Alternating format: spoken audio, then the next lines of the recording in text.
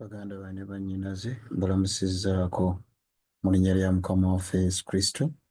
Erinnya lya Mukama lyebazibwe kubanga atuwadde nate omukisa okweyongerayo nate mu ky'okuyiga kyaffe kino obunnabbi obusangibwa mu Zekkaliya essuula ey'omukaaga. Ekitundu kyaffe kino kye kitundu ekyokusatu era kye kitundu ekisembayo. Ekitundu kino kikulu nnyo kubanga kikwatira ddala ku kiseera kyaffe oba ku mulembe gwaffe gwe tuyimiriddemu. Nzikiriza nti tetuneerabira ebitundu bye tuvuddeko emabega gwe abadde tannaba kubiraba ebitundu ebyasooka ekisooka n'ekyokubiri ate era n'ekyokusatu. Nkusaba obeere nga ofaayo okuyiga ebigambo ebyo, okwate ku vidiyo zo nabwo obulabe era obuwulirize wakati mu kusaba. Mu kiseera kino tugenda kuyiga ku kitundu ekisembayo nga bwe tugambye, tugenda kulaba obukulembeze obw'emirundi ebiri mu kkanisa emu. Naye ng'obunnabbi buno bwa Zekkaliya ku ggaali lino eryokuna liragibwa nga eggaali eririko embalaasi emigogo ebiri oba ppeya za mirundi ebiri, embalaasi bbiri bbiri naye nga tezifaanagana ate nga ziri ku ggaali limu, kye tuyinza okuyita obukulembeze nga bwe tuzze nga tulaba. Buno bwe bukulembeze obw'emirundi ebiri ne mwana wattu nga buli ku ggaali limu. Nsaba tuweweeyo tusobole okubeera nga tutegeera obubaka buno n'amakulu gaabwo. Ebigambo bino bye tugenda okuyigako, tujja kusooka tugenda kutunuulira eggaali lino eryokuna. Eggaali lino eryokuna ly'eggaali lye tugenda okutunuulira eriraga omulembe gwaffe gwennyini gwe tulimu. Eggaali lye tulaba nti lyasitukawo wano wakati wa 1844 okutuuka mu 1889. Ate ne tulaba n'eddala eryasituka wakati w'emyaka gya 1890 era ne 1903. Nabyo tugenda kubiraba ku ggaali lino lya mulundi gumu. Eggaali eno tugenda kulabirako ebikulu bingi. Tugenda kulaba Mukama kikyatuyigiriza mu nsonga eno obunnabbi buno bwe yasiba ng'alaga nti ziri embalaasi za mirundi ebiri naye nga ziri ku ggaali limu obutafaanako zino ezaasooka kuba zaabeeranga embalaasi za mulundi gumu nga ziri bbiri ppeya naye ng'eri ku ggaali naye ng'eri ppeya emu. Naye obutafaanako ekyo, mmyufu zaali ppeya emu, enzirugavu zaali ppeya emu, ne zino enjeru zaali ppeya emu. Naye ku ggaali lino eryokuna okulagibwa nga kuliko embalaasi za mirundi ebiri, ppeya bbiri ku ggaali limu. Muganda ne mwannyinaze ka tweyongereyo tulabe ebigambo bino wabula nga tetunnaba. Tugenda kusooka tuweeyo tulowooze ku bigambo bino Mwoyo bye yaluŋŋamya. Ebigambo bino Mwoyo yabiruŋŋamya nga bisangibwa mu kitabo ky'Omwoyo w'obunnabbi era nga byogera ku bukulu obwa kyati. Ebigambo bino bisangibwa mu kitabo ekiyitibwa Evangelism page 203 paragulaafu ey'okubiri. Kubanga gwe muganda wange naawe mwannyinaze wayinza okuba nga oli awo nga weebuuza nti ate lwaki kyati? Nti lwaki tuvaayo nga tuyiga ku kyatisi zino, lwaki tuzikozesa? Naye yagamba mu kitabo kino nti kyati oba ebipande birina okubeera nga bikozesebwa owadde okuyiga kungi eri ensonga ku ngeri ki ey'okufuulamu amazima agasikiriza era aganyuma. Era ebipande by'okoze oba kyati z'okoze zikwataganira ddala butereevu n'omulimu ogulina otwalibwa mu maaso. Ebipande bino oba kyatisi zino byakuyiga bikulu eri abantu. Otaddemu ebirowoozo bingi nnyo mu mulimu ogw'okulaba nga ebifaananyi bino bivaayo nnyo ebisikiriza era birina kyamaanyi nnyo ekirabwako bwe bibuulirwa eri abantu mu kubalaga amazima. Mukama abikozesa okukwata ku birowoozo, okubuulirira kumpeereddwa mu ngeri etegerekeka obulungi era ey'enjawulo nti ebipande oba kyatisi zino birina okubeera nga zikozesebwa mu kubuulira amazima. Era ebifaananyi bino birina okubeera nga byeyongera okufuulibwa ebisikiriza ennyo okuyita mu bigambo ebiraga omugaso ogw'obuwulize. Ku paagulafu eyokusatu agamba nti obunnabbi nga buyigirizibwa n'ebipande ebyangu ebitali bya buseere. Okukozesa ebipande oba okukozesa kyaati zino kikola nnyo, kikyasinze okubeera nga kikola mu kunnyonnyola obunnabbi obukwata ku biseera ebyayita, ku biseera ebiriwo ate n'ebigenda okujja. Naye tulina okufuula omulimu gwaffe okubeera omwangu era ogutali gwa buseere ewala ddala nga bwe kisoboka. Amazima galina okunnyonnyolwa mu bwangu bwago. Tewateekeddwa yadde n'amulundi n'ogumu okubeera nga tugoberera ekyokulabirako ekyokweraga okw'okungulu ekiragibwa ensi. N'olwekyo muganda ne mwannyinaze omwoyo w'obunnabbi akakasa nti okukozesa kyaatisi kino kikwataganira ddala bulungi era zirina okukozesebwa mu kubuulira amazima okusinziira ku bigambo ebyo, era zirina okukozesebwa naye ng'ate si za buseere olwo nno zisobole okubeera nga zikozesebwa eri abantu bonna. Y'ensonga lwaki muganda ne mwannyinaze tuzikozesa mu kiseera kino. Tugenda kweyongerayo tulabe nga tetunnaba kusaba. Mukama agamba nti mu kitabo kino ekiyitibwa Counsels to Writers and Editors page 43 paragulafu esooka nti tebirina kuteeberezebwa. Enjigiriza bw'ebuulirwa etakwatagana na birowoozo byaffe, tuteekeddwa okugenda eri ekigambo kya Katonda tunoonye Mukama mu kusaba era tuleme okuwa ekifo kyonna omulabe okuyingirawo n'okubuusabuusa kwe era ne kyekubiira. Tetuteekeddwa kukkiriza n'akatono omwoyo ogwalabikira oba ogwafugira mu bakabona n'abafuzi eri omununuzi w'ensi. Beemulugunyanga nti yatawaanyanga abantu era ne baagala waakiri abaleke kubanga yaleetanga okukaluubirizibwa nti era n'okubasalamu. Mukama aweereza omusana gye tuli okukakasa kikula ki eky'omwoyo kye tulina. Tetuteekeddwa kwerimba. Ebigambo ebyo bikulu ebifundikira ebigambo bino nti Mukama aweereza omusana gye tuli okukakasa engeri y'omwoyo gwe tulina. Tetuteekeddwa kwerimba. N'olwekyo muganda ne mwannyinaze obubaka bwe bujja gye tuli nga Mukama aba butuweereza okukebera omwoyo gwe tulina. Era tulabye tetuteekeddwa kukkiriza mwoyo gwalabikira mu bakabona. Bakabona baali bakulembeze ba ddiini naye omwoyo gw'abalabikiramu n'abafuzi eri Kristo, omwoyo ogwo Mukama atubuulira nti tuteekeddwa kubeera nagwo. Enjigiriza senga ejja nga tekwatagana birowoozo byaffe, tetuteekeddwa givaako buvi wabula tugende eri ekigambo kya Mukama tumunoonye mu kusaba era tetuwa kifo kyonna mulabe okutuleetera okubuusabuusa n'ekyekubiira kyokka nga tetunanoonyereza. Saba Mukama ebigambo bino nga tuyiga ekyokuyiga kyaffe kino bisobole okubeera nga bikwata ku magezi gaffe era bye biba bitufuga mu kuyiga kwaffe kwonna okw'obunnabbi obw'ennaku ez'enkomerero ku mukutu guno. Katuweeyo okusaba. Katonda waffe ayinza byonna, tukwebaza Mukama kubanga okuumye obulamu bwaffe n'otuusa mu kiseera kino. Tuwadde omukisa okujja okuyiga ku mazima gano ag'ekiseera, okutegeera omusango omukulu ogenda okujja mu kkanisa eriffe abaana b'Omukama ng'oyawula eŋŋaano n'ebisusunku. Beera wamu naffe Katonda waffe, otuyambe okutegeera amazima gano, otuyambe okuyimirira ku ludda olw'amazima, tusobole okusaanira okuteekebwako akabonero ko ak'obuwanguzi. Katonda waffe bw'onooba ng'otuusizza ekiseera eky'okulongoosebwa kw'ekkanisa, Mukama tubeere mu abo abawonyeewo. Tukwegayiridde okuyita mu kulungamizibwa Omwoyo Omutukuvu ne Kristo Yesu Mukama waffe. Amiina. Muganda ne mwannyinaze katweyongereyo, tugenda kuyiga ku mbalaasi zino Bayibuli zeyita ezitobeseemu ate n'ezo eza kikuusikuusi. Embalaasi zino eggaali lino eryokuna tugenda kulisomako mu linnya olwokusatu mu ssuula eno ey'omukaaga eya Zekkaliya gye tuli mu kwetegereza. Agamba nti ne ku ggaali eryokusatu kwaliko embalaasi enjeru, ne ku ggaali eryokuna kwaliko embalaasi eza kikuusikuusi n'ezitobeseemu obwoya obweru.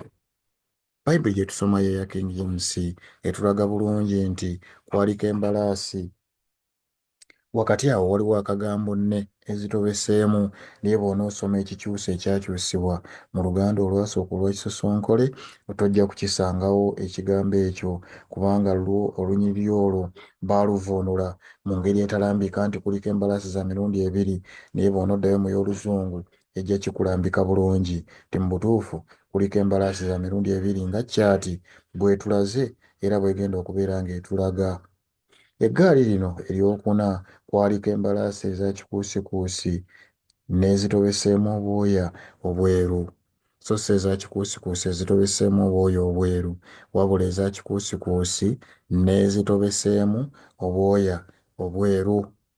N'olwekyo muganda ne mwannyinaze ensonga zetwetegereza wano waliwo ensonga eziwerako.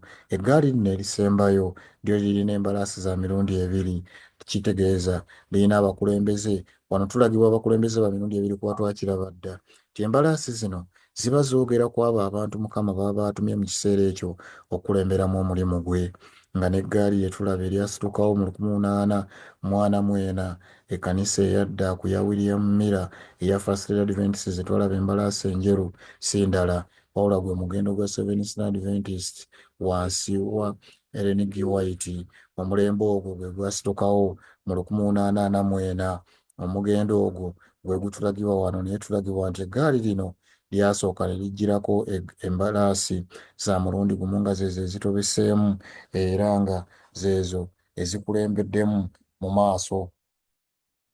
Zino z'embalaasi ezasitukawo wano wakati wa 1844 ne zijja ensonga lwaki olaba nti ze ziri mu maaso ze zikulembeddemu. Embalaasi zino zaayungibwako buyungibwa oluvannyuma emigwa ne gyetugga ne gisibibwa wamu. Emigwa gino okwetugga kino zo embalaasi endala zajja mu mwaka gwa 1903 naye ng'enkyukakyuka yatandika okulabika okuviira ddala mu 1809 naye mu 1903 Mukama n'ayungako embalaasi zino endala ezikutte ekkubo eddala nga ne zino zikutte ekkubo ddala nga bwe tugenda okulaba. N'olwekyo awo tulina okwetegerezaawo ennyo. Tulaba nti embalaasi zino ekirala zigenda mu bitundu bya njawulo ezimu zikutte mu kitundu kirala n'endala zikutte mu kitundu kirala era nga bwe tugenda okulaba ekyo nakyo kyakuyiga. Ekirala kye tulina okwetegereza muganda ne mwannyinaze kwagoberera ekyokuyiga kino eggaali lino erisembayo ly'eggaali eryaddirira oba y'ekkanisa kuba twalaba nti eggaali awamu n'embalaasi zaakwo zikiikiridde ekkanisa erimu abakulemberwa ate n'abakulembeze.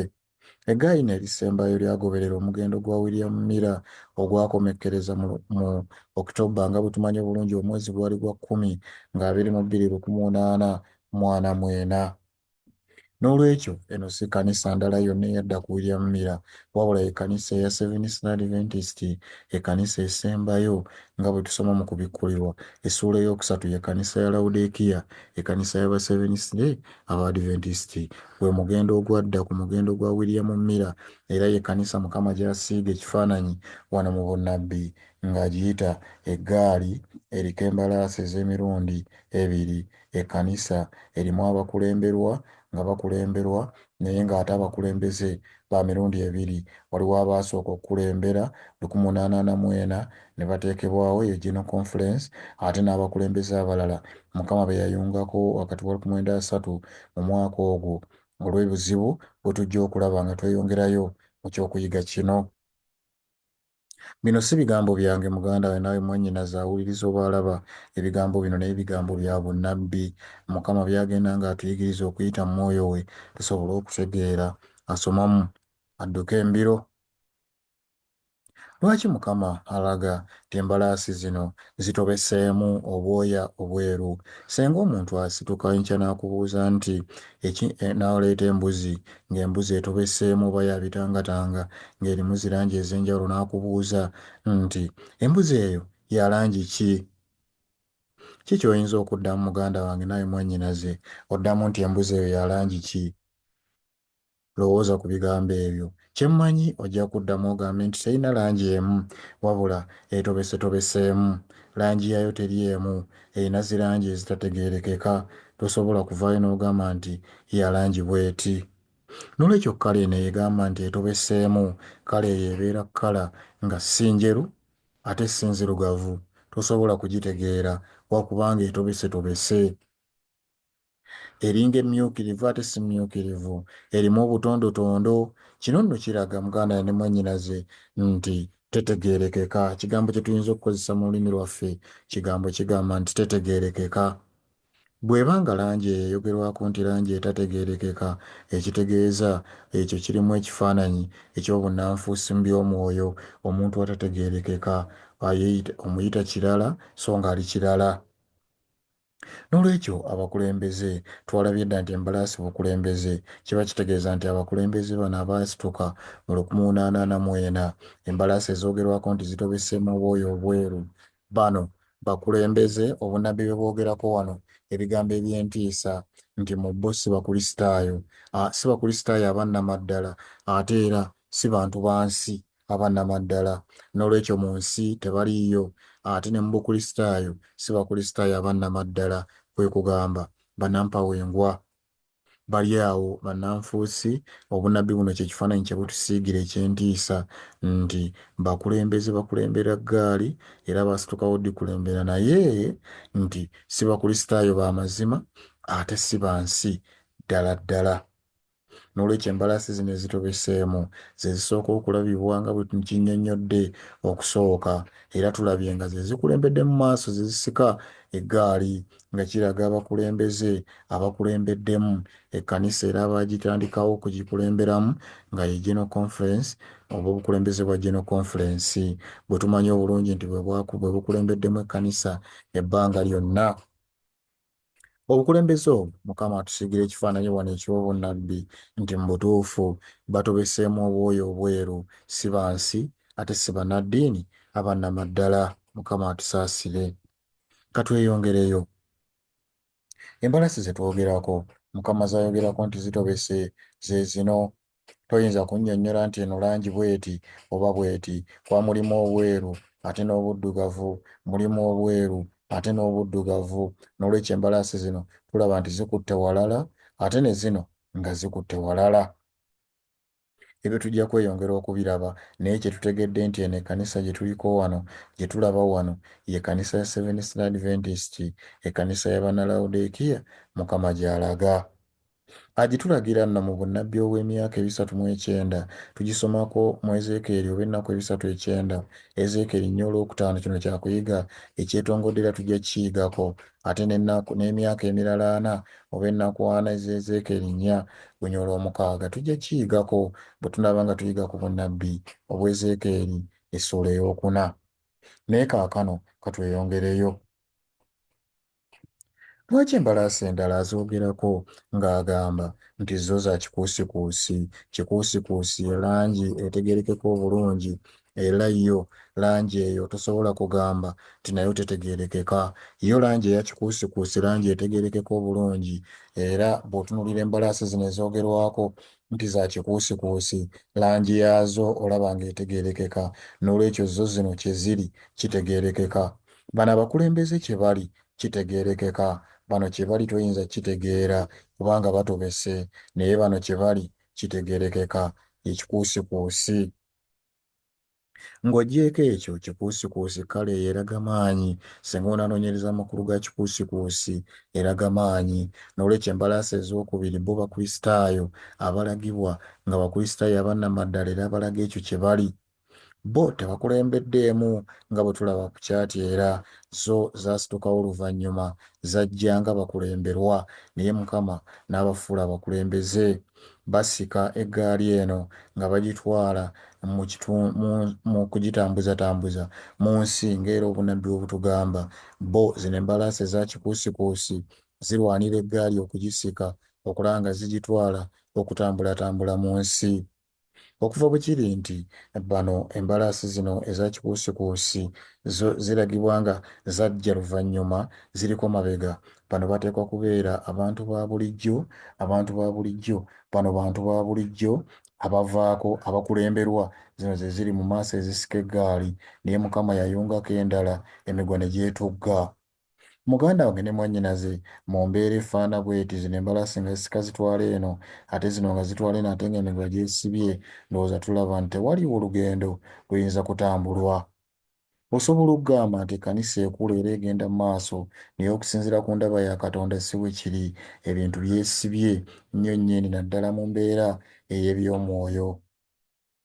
Okutuusa nga Katonda avuddeyo n'ajja n'akutula emiguwa gino nga bwe tugenda okulaba, tewaliwo kugenda mu maaso kwonna kwa buwanguzi.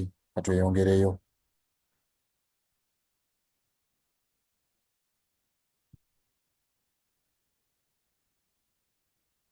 Lwaki agamba nti embalaasi zino zaagenda mu nsi ey'obukiikaddyo?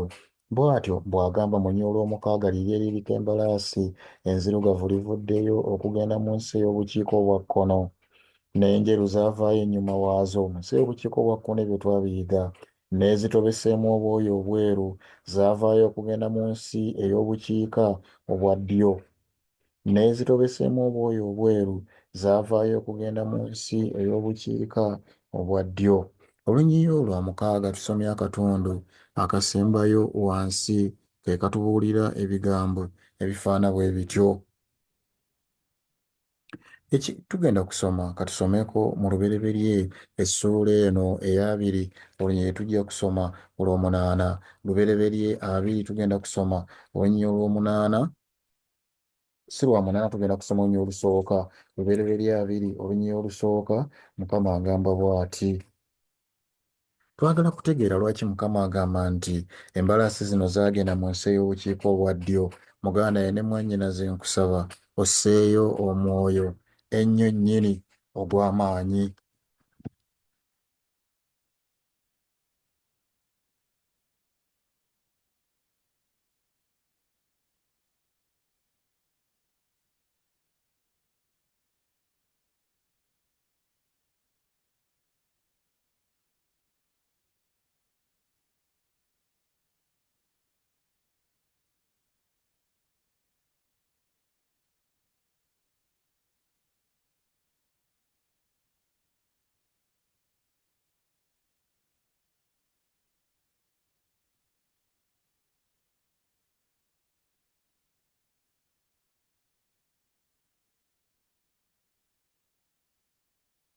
Tweyongereyo tusonye mu katono olwako akabaddewo naye tukyeyongerayo. Twagala okwetegereza ddala ekigambo kino obukiikaddyo, ensi ey'obukiikaddyo kitegeeza ki? Tugenda kusoma lubereberye essuula ey'abiri. Tugenda kusoma olunyiriri tugambye nti tugenda kusoma olunyiriri olusooka.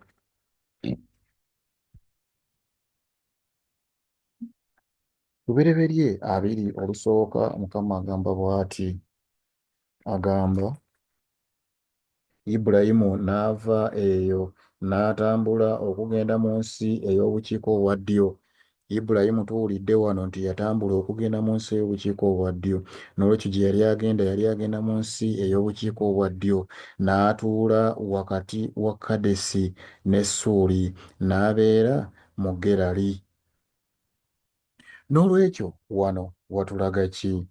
Wano wagamba Ibulayimu olwokubiri lugamba nti Ibulayimu n'ayogera ku Saala mukazi we nti ye mwannyinaze, ne Abimereki kabaka w'e Gerali n'atuma n'atwala Saala.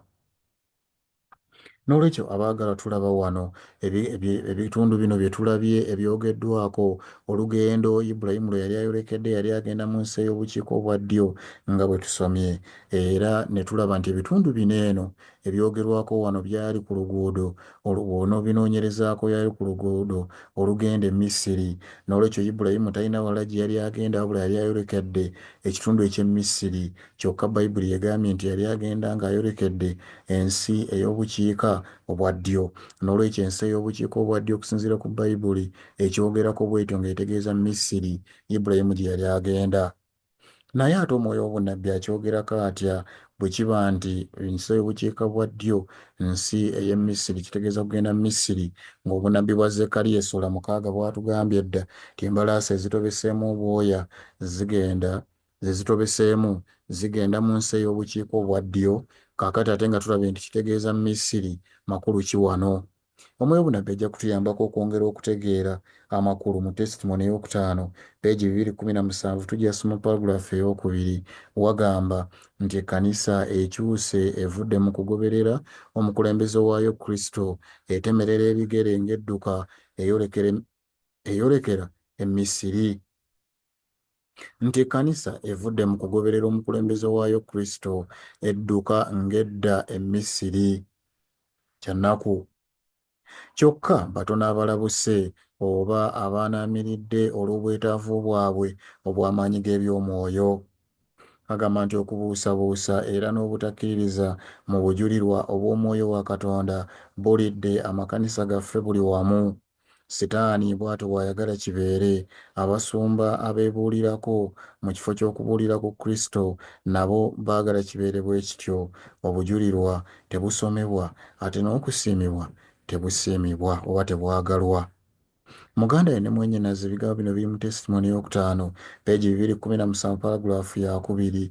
Bino n'ebigambo bya ntiisa nti ekkanisa evudde mu kugoberera omukulembeze waayo Kristo edduka misinde ng'edda e Misiri ate edduka steadily edduka nga tesalako ng'eddayo e Misiri. Kyokka batono abalabuse oba abawulidde okwanaamirira olw'obwetaavu bw'amaanyi ag'ebyomwoyo abaagalwa.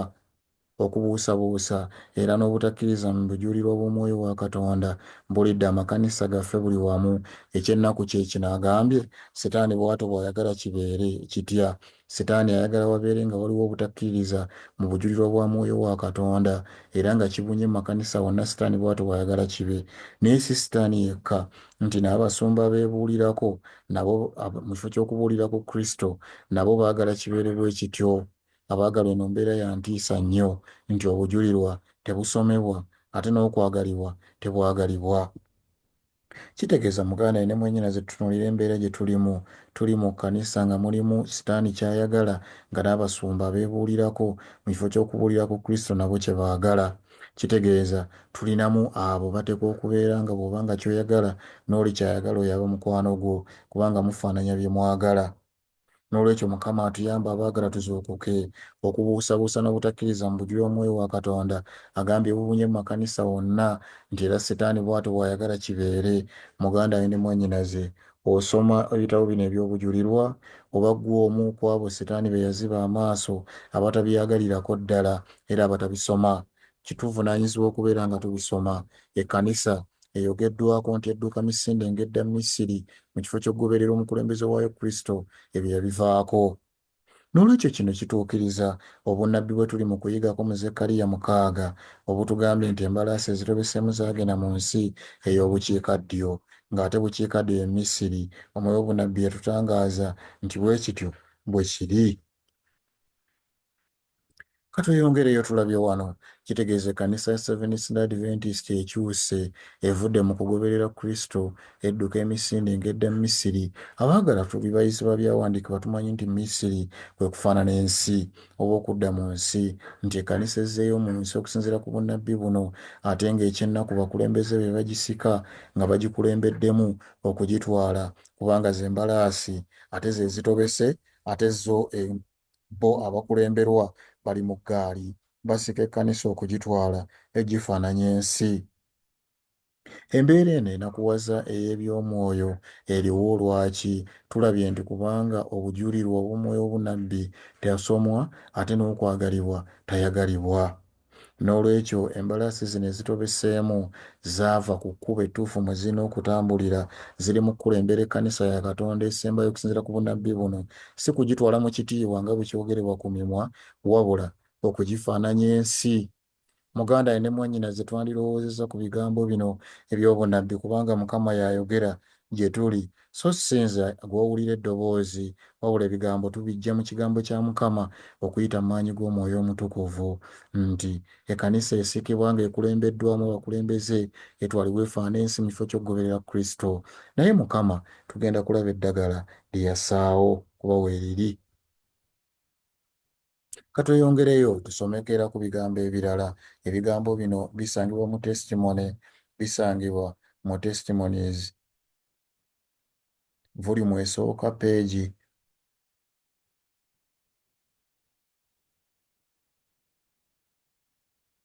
Tugenda kusoma testimony esooka peegi 287 tujja kusoma paragulaafu eyokubiri. Testimony volume esooka peegi 287 paragulaafu eyokubiri. Mukama agamba nti abantu ba Katonda bajja kugezebwa era bakakasibwe. Omulimu ogw'amaanyi omulimu ogw'amaanyi era ogukebera guteekeddwa omulimu ogwannamaddala ogukebera guteekeddwa okugenda mu maaso mu bakuumi ba Ssabbiiti. N'olwekyo aboogerwako wano be bakuumi ba Ssabbiiti, yeggwe muganda wange nange abasinza ku lunaku olw'omusanvu olwa Ssabbiiti oba aba Seventh Day Adventist statement eno beeyogerako. Wabula agamba nti okufaanana Isirayiri ow'edda nga twerabira mangu nnyo Katonda era n'emirimu gye gyewuunyisa ne tutandika okumujeemera. Abamu batunula eri ensi ne baagala okugoberera emisono gyayo era n'okwetaba mu masanyu gaayo. Era okufaanako ng'abaana ba Isirayiri bwe baatunula emabega e Misiri era ne balulunkanira ebintu ebirungi bye baali basanyukira eyo. Katonda bye yalondawo okubeera ng'abaggyako okubeera ng'abageza era agezese obuwulize bwabwe gy'ali. Yayagala okulaba obanga abantu be baali bassaamu ekitiibwa obuweereza bwe era n'eddembe lye yali yabawa mu ngeri y'ebyamagero eryali erya waggulu ennyo n'okusinga ebyo bye beetabangamu era bye baasanyukirangamu e Misiri bwe baali nga bakyali mu buddu obw'obusibira mu bbwa era mu bantu abasinza ebifaananyi. Mu testimony eno Mukama atulaze ng'ayogera ku bakuumi ba Ssabbiiti ffe Abadiventi naye n'agamba nti abamu batunula mu nsi era baagala okugoberera emisono gyayo era n'okwetaba mu masanyu gaayo ng'abaana ba Isirayiri bwe baatunula e Misiri era ne balulunkanira ebirungi ebyali eyo bye baali baasanyukirayo naye nga Katonda yali yalonda bye baggyeko abagezese alabe obanga bamussaamu ekitiibwa n'okumuwulira. Era alabe obanga obuweereza bwe babussaamu ekitiibwa n'eddembe ly'abawadde mu ngeri y'ebyamagero ng'abajje mu buddu. N'olwekyo muganda ne mwennyinaze tetusobola kwegaana kubanga omwoyo wano alambuludde ng'agamba nti abamu twebaza Mukama nti si bonna naye agambye abamu batunula eyo. Olw'okuba si bonna y'ensonga lwaki tulaba nti waliwo embalaasi eza kikuusikuusi Mukama ze yayungako nga bwe tugenda okulaba mu kumaliriza ekyokuyiga kino. N'olwekyo waliwo okufaanana ensi kyova olaba bunnabbi bugamba nti embalaasi eggaali zigisika nga zigitwala e Misiri. Katweyongereyo.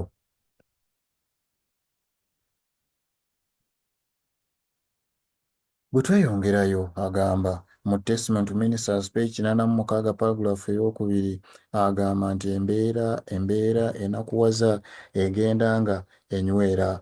Embeera enakuwaza egenda nga enywera. Agamba nti okulumirizibwa kugenze kunywera mu nsi nti aba Seventh Day Adventist bafuuwa ekkondeere nga livaamu eddoboozi eritategeerekeka era nti bagoberera mu kkubo ery'okufaanana ensi ery'ab'ensi bagoberera mu kkubo ery'ab'ensi si balala aba Seventh Day Adventist nti okulumirizibwa kugenze kunywerera ddala mu nsi nti aba Seventh Day Adventist bafuuwa ekkondeere nga waliwo eddoboozi eritategeerekeka era nti bagoberera mu kkubo ery'ab'ensi.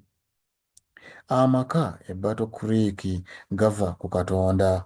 Tuwulirize abaagalwa, gano amaka gaayogerako Battle Creek yali General Conference naye mu biseera ebyo ng'erinnya lyayo ye Battle Creek naye agamba nti yalabayo amaka si gamu naye amaka agawera nga gava ku Katonda mu kubeera nga gateekateeka endagaano ez'obufumbo n'abo abatayagala Katonda n'abo ababadde mu bulamu obw'okweyonoonyesa era abatakolangako ku kwegaanyisa era abatamanyi okuyita mu bumanyirivu kiki kitegeeza okubeera abakozi awamu ne Katonda.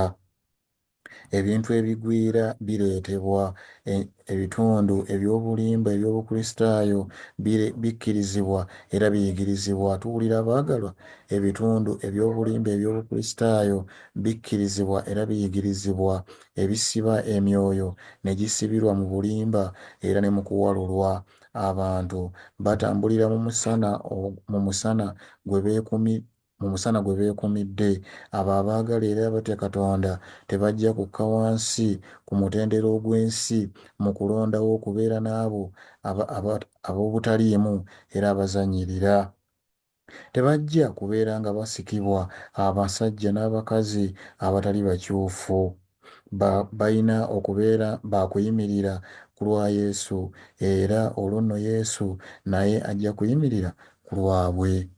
Wano tulabye nti Abadiventi bafuuwa ekkondeere eritategeerekeka, eddoboozi eririvaamu, era nti bagoberera mu kkubo ery'okufaanana ensi, era nti ekintu kino kigenze kinywerera ddala mu nsi, nti ekyo kye kikolebwa. N'atugamba yalaba amaka nga gaviira ddala Katonda ate nga tagalaba walala, wabula yagalaba e Battle Creek, kitegeeza mu bakulembeze nga be boolekedde e Misiri oba okufaanana ensi nga obunnabbi bwe bulaga.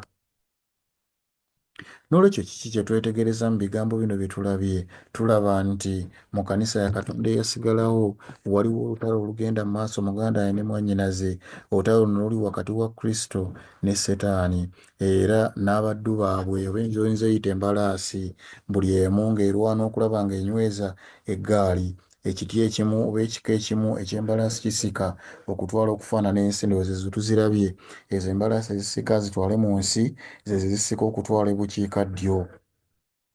Ate endala zo zisika zitwale okugenda okusobola okubeera ng'omulimu gumalirizibwa, omulimu ogw'amazima. Wabula bonna bali mu kkanisa, embalaasi zino zonna ziri mu kkanisa emu oba mu mugendo gumu, nzikiriza emu eya Seventh Day Adventist, era ng'esibiddwa wamu emigwa. Wabula mangu ddala embalaasi, okusinziira ku bunnabbi bwe tuyize, embalaasi zino ezitobeseemu zijja kukutulwako. Embalaasi olwo nno eza kikuusikuusi zitwale eggaali zigende zimalirize omulimu mu nsi yonna. Ekyo tulinda muganda ne mwannyinaze era kye tusaba Mukama ti gwe alaba ebigambo bino munnange twegatteko, tubuulire amazima gano eri abantu ba Mukama bategeere oludda kwe balina okuyimirira, tusobole okubeera nga ffenna omuwendo Mukama gwanoonya guwera, atuwonye ensi eno etukooyesa bweti. Kwe kusaba kwange nti ebigambo bino by'owulira kireme okubeera okumala ebiseera, naye bitugase olw'okulokolebwa kw'emyoyo gyaffe ate n'egya bannaffe. Kiki ekikakasa nti embalaasi zino eza kikuusikuusi ze zijja okubeera nga ziwangula eggaali? Ebyawandiikibwa bikinnyonnyola bulungi era katubisome. Mu Zekkaliya essuula y'omukaaga tugenda soma olunya olw'omusanvu, lugamba nti naye za kikuusikuusi zaavaayo nga zaagala okugenda zitambuletambule mu nsi. N'ayogera nti muveeyo mutambuletambule mu nsi. Awo ne zitambulatambula mu nsi. Muganda ye ne mwannyinaze tuwulira ebigambo bino, eyayogera yali malayika atugambye nti embalaasi zino eza kikuusikuusi zaavaayo nga zaagala okugenda okutambulatambula mu nsi, si bukiikaddyo wabula mu nsi. Era n'azigamba nti muveeyo mutambuletambule mu nsi. Zaamala kugambibwa nti muveeyo mutambuletambule mu nsi, era awo ne zitambulatambula mu nsi. N'olwekyo ekisookera ddala muganda ne mwannyinaze, nga bwe tulabye mu kifaananyi nti waliwo emigwa egyesibye. Bwe waba nga wakubaawo okutambula walina okubaawo okusala emigwa. Emigwa egyo gigenda kusalibwa, oyo yabagamba nti muveeyo mutambuletambule mu nsi, nga si mulala wabula be bamalayika ba Katonda abagenda okukutula emigwa, abagenda okukomya olutalo olugenda okubeera oluliwo mu kkanisa olugisibye nga terina gy'edda. N'olwekyo okwawulamu kuno kukubirizibwa kukulemberwamu malayika, nga kiraga nti omulimu guno Katonda mwennyini y'agenda okwekolera, ogw'okutaggulula embalaasi eza kikuusikuusi ate ezaava mu bakulemberwa aziragire okugenda okubeera nga zo zitwala eggaali etambuletambule mu nsi. Kino kyamagero, ekyo nno nga kyekakasa bwekakasa nti okwawula kuno kugenda kubeerawo lwa byamagero. Okwawula ki? Okwawula wakati w'ebisusunku n'eŋŋano.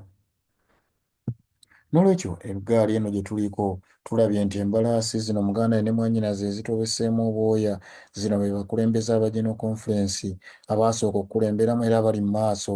Mukama alaga mu bunnabbi buno nti bo eggaali oba ekkanisa bagisika nga bagitwala bukiikaddyo, bagitwala kugifaananya nsi, bagitwala Misiri. Embalaasi ezitobeseemu zirwanira eggaali zaayungwako mu 1903 ne zijja ne zeeyunga ku ggaali oba ku kkanisa. Mukama n'ayungamu obukulembeze obulala obusika ekkanisa eno okulaba nga bugitwala etambule mu nsi ewagenda omumalirizi w'omulimu. Kansuubire nti tuli wamu muganda wange ne mwannyinaze. Naye bujulirwa ki obwongera okukakasa kino nti ddala ddala bamalayika bagenda kujja baawulemu ekkanisa? Mu Testament Ministers page 47 paragraph eyokubiri Mukama agamba nti tetulina kwogera kiki oba aliwa ayitibwa eŋŋano n'aliwa ayitibwa ebisusunku.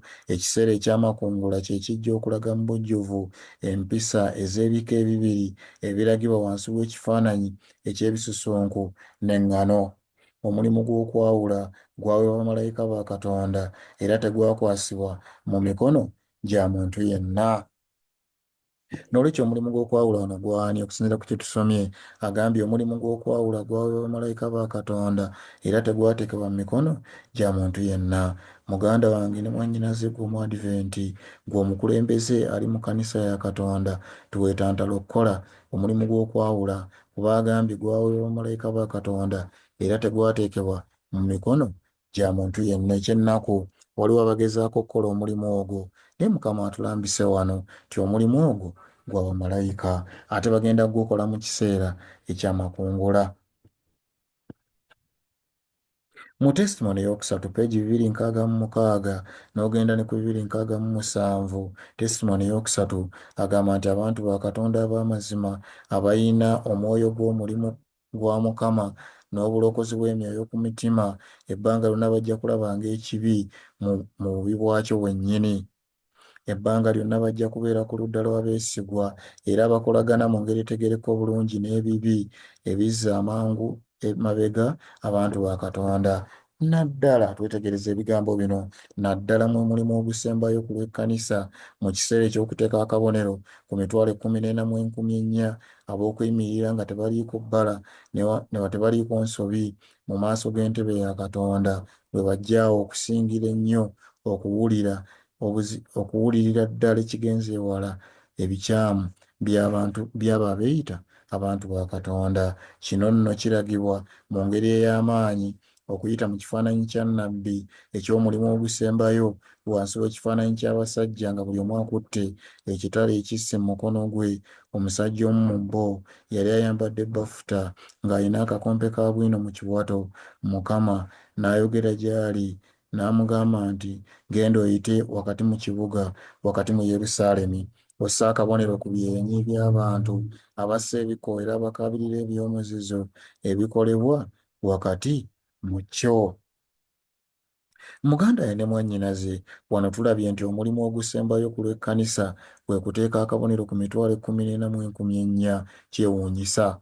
Omulimu ogusembayo gulina okukolebwa ku lw'ekkanisa mu kulokolebwa kw'emyoyo ku lw'ekkanisa kuteekebwako akabonero ku mitwalo 14,400.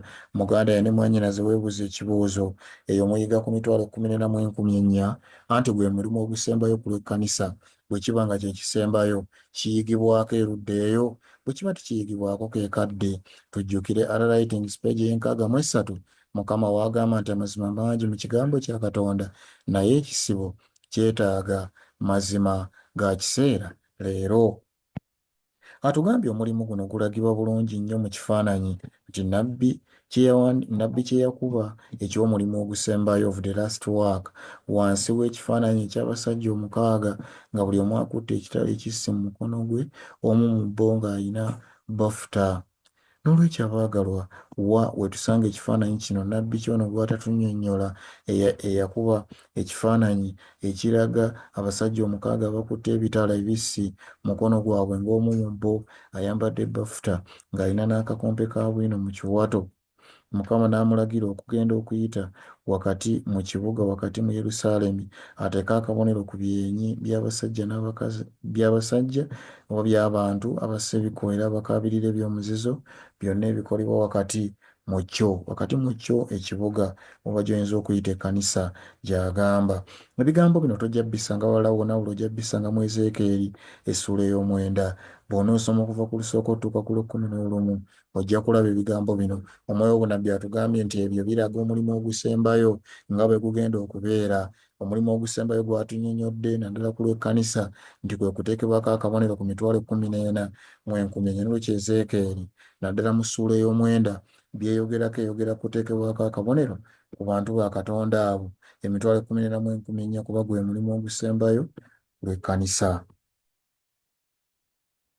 N'olwekyo abantu ba Katonda abaakubeera nga beeyawula ku kibi, abagenda okweyawula ku kibi abagenda okubeera mu muwendo guno gw'emitwalo 14 mu enkumi ennya. Okuteekebwako akabonero gwe mulimu ogusembayo ku lw'ekkanisa, ekyo tukirabye.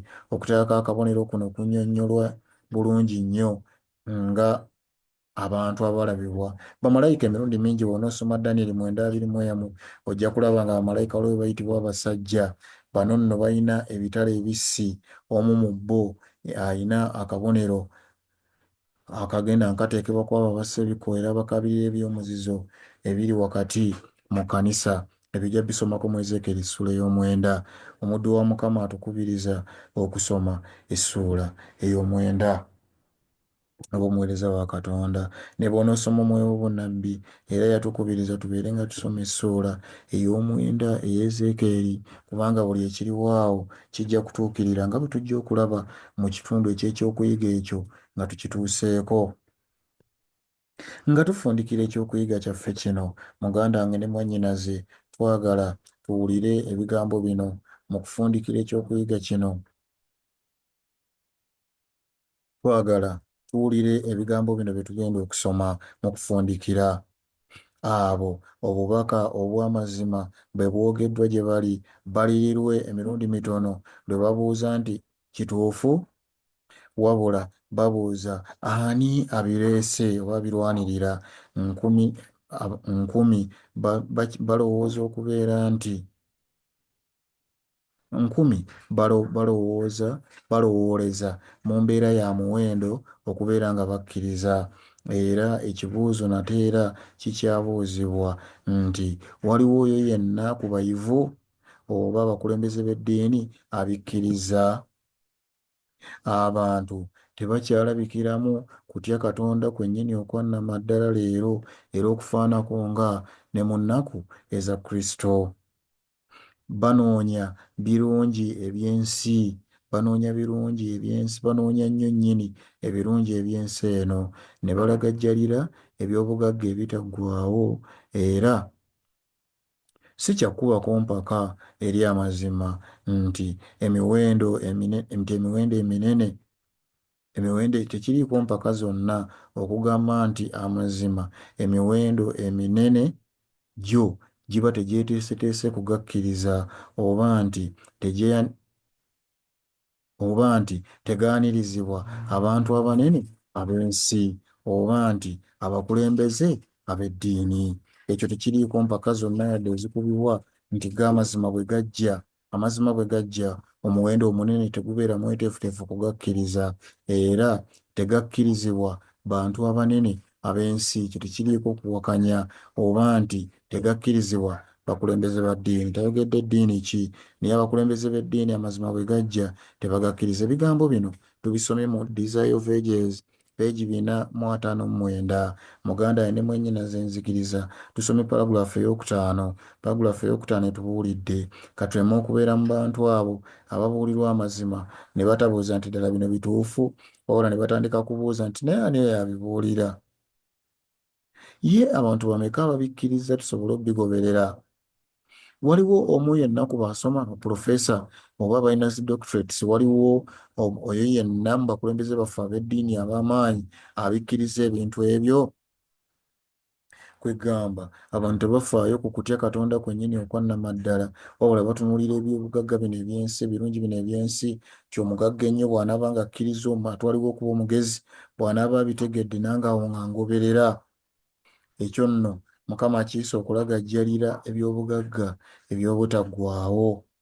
Era ne tulaba nti emiwendo egisinga obunene tegikkiriza mazima bwe gabuulirwa, era abantu abatwalibwa okubeera nti banene mu nsi ab'amaanyi tebakkiriza mazima nga gabuuliddwa. Ekinakuwaza agambye even by the religious leaders, nti n'abakulembeze b'eddiini emirundi mingi amazima bwe gabuulirwa tebakkiriza mazima. Ebyo tujja kweyongera obbiraba naddala bwe tunaatuyiga ekyokuyiga kyaffe eky'obunnabbi bwa Ezeekyeri 4, tujja kulaba nti Mukama buli lwe yaseetulanga amazima n'agongerako, ababaddewo abakulembeze b'eddiini nga bagaana magaane, nga Mukama awalirizibwa okutandikawo omugendo omulala. Naye omugendo gwe tulimu guno gwa 7, Mukama kyava atubuulirira mu gwo okwetereeza. Era ensonga lwaki yayungako embalaasi mu kkanisa mwennyini. Tusaba Mukama atuyambe okuwulira eddoboozi lye ng'ayogera gye tuli okuyita mu kigambo kye. Katwegatte ku mbalaasi zino ze tulabye eza kikuusikuusi bwe tuba ab'okubeera ekitundu ku nkomerero ey'eggaali eno gy'eneekoma ewalungi. Kubanga eggaali gy'egenda okumalira ng'etambuzibwatambuzibwa mu nsi egenda kubeera buwanguzi bwereere, mirembe na ssanyu na kujaguza emirembe gyonna na bulamu butaggwaawo. Okubeera nga tutuuka ku matenda ago oba ku birungi ebifaana bwe bityo, muganda wange naawe mwennyinaze kikkakatako okuyimirira wamu n'embalaasi zino eza kikuusikuusi Mukama ze yayunga ku ggaali lino nga liwabizibwa. N'ayungako embalaasi mu 1903, n'atuma abakozi be abalala n'abawa n'obubaka obugenda okuteekateeka ekkanisa okubeera ng'emaliriza omulimu mu nsi yonna, obunnabbi kye buyita okutambulatambula eno n'eri mu nsi oba okudiŋŋana mu nsi. Embalaasi ezo Mukama z'atuma be bantu kye kibinja ekirina obubaka bwa Eriya, obubaka bw'oli mu kulaba era bw'oli mu kuwulira. N'olwekyo muganda yange ne mwennyinaze tolema kusaasaanya linki ya mukutu guno eri abalala, naddala bawulira olulimi luno, tusobole okuyigira wamu amazima, tweteeketeeke olw'okuteekebwako akabonero ku mitwalo 14,400, kubanga tulabye nti gwe mulimu ogusembayo ku lw'ekkanisa. N'olwekyo amazima galina okubuulirwa agasembayo galina okuba nga galaga engeri y'okuteekebwako akabonero ku mitwalo 14,400.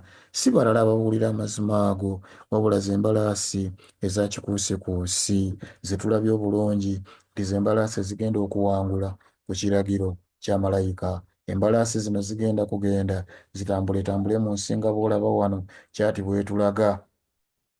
Zaasitukawo mu makubo 1903, Mukama n'aziyungako ku kkanisa. Bw'aziyungako emigwa ne gyetugga, kati okutambula tewakyali, okutuusa nga Mukama azze okuyita mu bamalayika be mu Ezeekyeri essula y'omwenda nga bw'eraga, bajja kutula emigwa. Olwo nno embalaasi zino eza kikuusikuusi tusobole okugenda tumalirize omulimu gwa Mukama mu nsi yonna. Kwe kusaba kwange muganda wange nawe mwennyinaze obeere omu ku abo, nange mbeere omu ku abo abanaabeerawo mu kiseera ekyo, abanaabeera ekitundu ku mbalaasi ezo eza kikuusikuusi.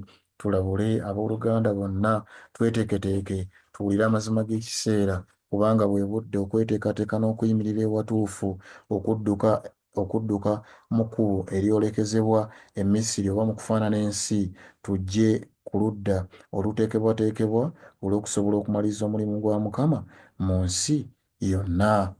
Erinnya lya Mukama lyebazibwe. Nkusaba n'olwekyo obeere nga olayikinga, osubscribinga ate era ogabane linki eno ne baadiventi bannaffe. Saasaanya linki eno n'abaadiventi bannaffe abalala, ojja kuba obuulidde enjiri ey'amazima g'ekiseera.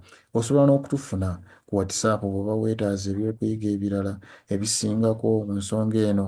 Osobola otunoonya ku WhatsApp ku 0772 0772 oba 0701226247. Mukama akuwa omukisa. Katusinkane mu by'okuyiga ebirala, naye obunnabbi buno bwe tuyize obwa Zekkaliya katubwejjukanye ebbanga lyonna tubukwate, okuviira ddala ku mbalaasi emyufu ne tugenda ku nzirugavu, ne tuva ku nzirugavu nga tugenda ku njeru ate netugenda ne ku ggaali eriko ezitobeseemu ate nezo eza kikuusikuusi. Sa Mukama atuweerwamu omukisa, tuyimirire n'amazima. Mukama yeebazibwe. Katumalirize n'essaala. Katonda waffe omutukuvu wa Isirayiri, oweebwe ekitiibwa Taata, kubanga otuwadde omukisa ffe baani okubikkulirwa ebyama bino ebikisiddwa eri abagezigezi n'okkiriza tubitegeere. Oweebwe ekitiibwa, ogulumizibwe Katonda waffe, yongera okutwebikkulira n'okutuyigiriza. Omukisa oyo awaddeyo obudde bwe okuwulira ebigambo bino, mwongere okumulisibwa bangi Mukama, osobola obbasumula okuva mu kulimbibwa kwonna. Tuteekebweteekebwe Mukama olw'otuteekebwako akabonero, tukwegayiridde otubeere ow'omukisa omukutu guno n'oguyimirizaawo Mukama. Otwongere amaanyi okuwulira ekigambo kyo n'okukisaasaanya eri ababayaya n'okutegeera. Twegayiridde Katonda waffe, kuyita mu kulungamizibwa Omwoyo Omutukuvu ne Kristo Yesu Mukama waffe. Amiina. Amiina. Katusisinkane mu by'okuyiga ebirala.